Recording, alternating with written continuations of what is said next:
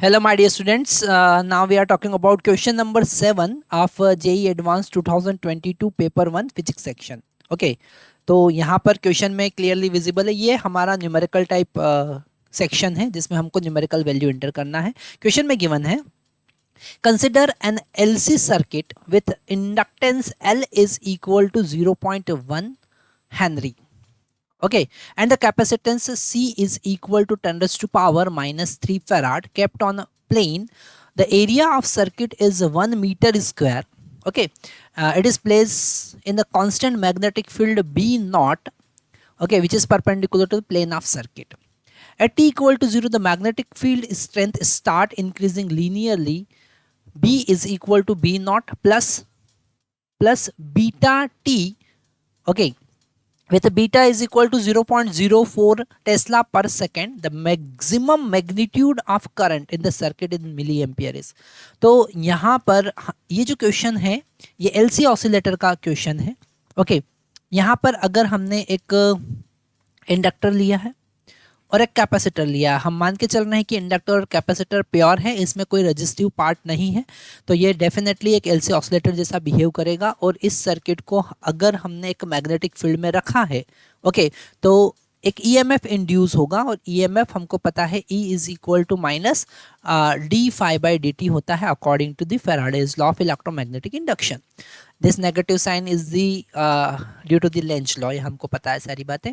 यहाँ पर अगर हम फाई की बात करेंगे तो this phi that is magnetic flux is equal to BA, और यहाँ पर जो एरिया है और मैग्नेटिक फील्ड है एक दूसरे के परपेंडिकुलर है ना. तो यहाँ पर हम डेफिनेटली cos 0 डिग्री लेंगे क्योंकि एरिया वेक्टर और मैग्नेटिक फील्ड के बीच का एंगल 0 है.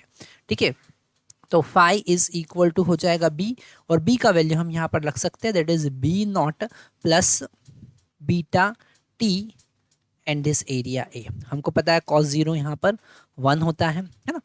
अगर हम एरिया की बात करें तो एरिया भी यहाँ पर क्वेश्चन में गिवन है, that is 1 metre square. So phi is equal to A का वैल्यू यहाँ पर हमने 1 पुट किया, beta B nought as it is plus beta into T.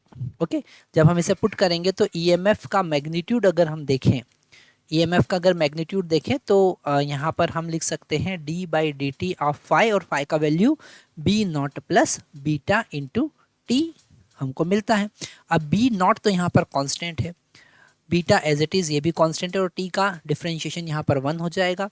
तो E का मैग्नीट्यूड मतलब EMF का मैग्नीट्यूड जो होगा वो बीटा मिलेगा, मतलब 0.04 वोल्ट हमको मिलेगा. ओके, सारी वैल्यू पुट करने के बाद, है ना. मतलब इस सर्किट में हमने एक बैटरी लगा रखी है और उस बैटरी का EMF जो है वो 0.04 है. वो प्लेन जो मैग्नेटिक फील्ड में रखा हुआ है पूरा सर्किट, वो एक EMF जैसा बिहेव करने लग जाएगा क्योंकि यहाँ पर मैग्नेटिक फील्ड वेरिएबल. यहाँ पर L का वैल्यू हमारे पास 0.1 है और C का वैल्यू हमारे पास 10⁻³ हेनरी है. ओके, 10 फैराड है, सॉरी. तो यहाँ पर अगर हम इस LC ऑसिलेटर का फ्रिक्वेंसी देखें, ठीक है, LC ऑसिलेटर का अगर हम ओमेगा देखें, एंगुलर फ्रिक्वेंसी अगर हम देखते हैं तो हमको पता है फार्मूला होता है 1/√LC. ओके, तो omega is equal to 1 angular frequency क्या होगी 1/√L. L का वैल्यू यहाँ पर 0.1 है और C का वैल्यू 10⁻³ है. ठीक है, तो ओमेगा का वैल्यू हम डायरेक्टली यहाँ पर कैलकुलेट कर सकते हैं, 1/10⁻² मिलेगा, मतलब 100 यूनिट होगा रेडियन पर सेकेंड. ओके, तो ओमेगा हमको मिल गया, एंगुलर फ्रिक्वेंसी हम. अगर हम यहाँ पर इस EMF के कारण जब कैपेसिटर चार्ज होगा तो मैक्सिमम चार्ज कितना प्रोड्यूस होगा या उसमें स्टोर होगा वो हम अगर कैलकुलेट करें तो मैक्सिमम चार्ज जो होगा वो C इंटू E के बराबर होगा, है ना.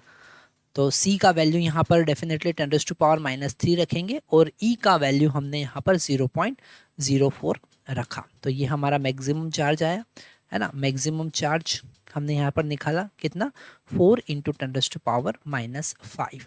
ओके, और ये कूलम में होगा या फिर ऐसा. तो अगर हम यहाँ पर Q मैक्स की बात करते हैं तो Q मैक्स का वैल्यू हम यहाँ पर लिख सकते हैं 4 × 10⁻⁵ कूलम. ओके, अब हम मैक्सिमम करंट की बात करें तो मैक्सिमम करंट का डायरेक्टली फार्मूला आप यहाँ पर यूज़ कर सकते हैं, that is Q max into omega, है ना। अच्छा, यहाँ पर ये जो फार्मूला हम डायरेक्टली यूज़ कर सकते हैं, इसका पूरा एक डेरिवेशन है। ओके, जब हम एलसी ऑसिलेटर पढ़ते हैं तो वो क्यू मैक्स जो होता है, सॉरी यहाँ पर आई मैक्स जो होता है, उसका फार्मूला डायरेक्टली डिराइव हम करते हैं, है ना। और वो बहुत इंपॉर्टेंट है, जो आपको ध्यान से समझना है, ठीक है। तो आई मैक्स का डायरेक्टली फार्मूला हम अभी यहाँ पर यूज़ कर रहे हैं, और क्यू मैक्स का वैल्यू यहाँ पर 4 इंटू 10⁻⁻5 है, और ओमेगा का वैल्यू डेफिनेटली 100 है, जो हमने फाइंड किया था, इसीलिए ओमेगा हमने पहले ही फाइंड कर लिया था। सो 4 इंटू 10⁻³ एम्पियर, और इसे हम लिख सकते हैं 4 मिली एम्पियर। तो यहाँ पर हमारा आंसर जो है वो आता है, यहाँ पर आपको 4 इंटर करना पड़ेगा, ठीक है। Thank you.